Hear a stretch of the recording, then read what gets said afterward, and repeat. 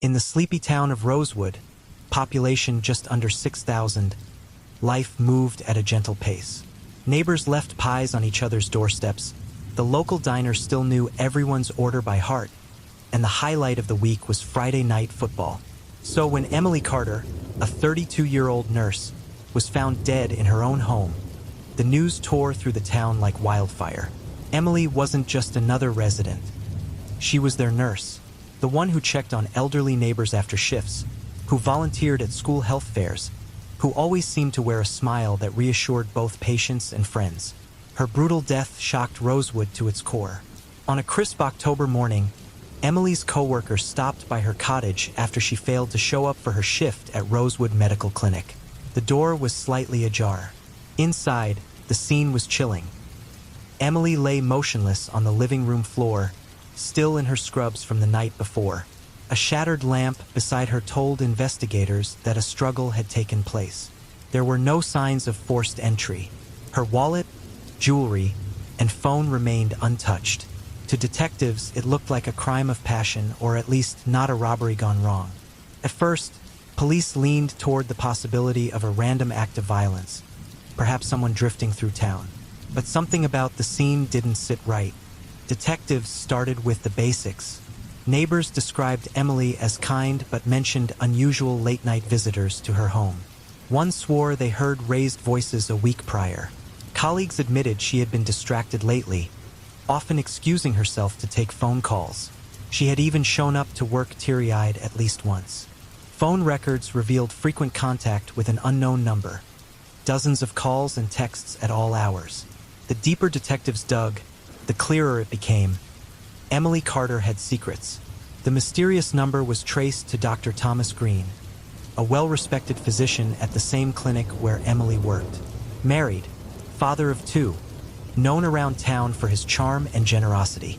When questioned, Dr. Green at first denied any personal involvement with Emily, but text messages recovered from her phone painted a very different picture.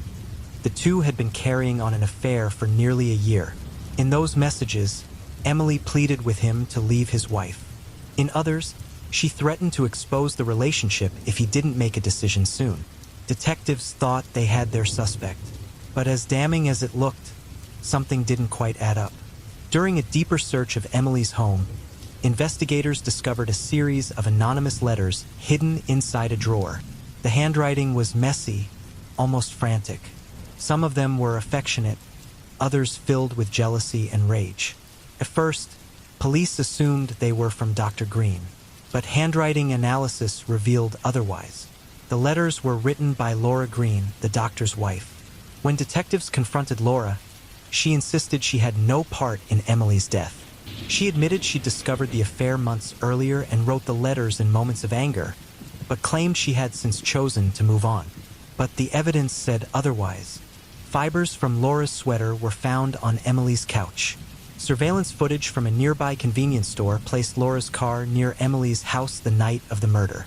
And most damning of all, Emily's fingernails carried traces of skin cells that matched Laura's DNA. Faced with overwhelming evidence, Laura finally confessed. She had gone to Emily's house to confront her one last time, demanding she leave Thomas alone. The argument spiraled into a shouting match. In a fit of rage, Laura grabbed the nearest object, a lamp, and struck Emily. Emily never got up again. Laura Green was arrested and later convicted of second-degree murder. She was sentenced to 22 years in prison. Dr. Thomas Green's reputation was destroyed, his medical license revoked, and he quietly left Rosewood with his children.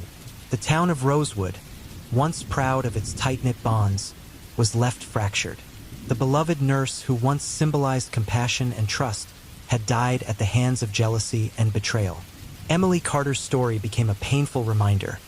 In small towns where everyone believes they know each other, the darkest secrets often hide behind familiar doors. And in Rosewood, people still ask themselves, was Emily's death the result of one woman's rage, or the tragic cost of secrets that were bound to come to light?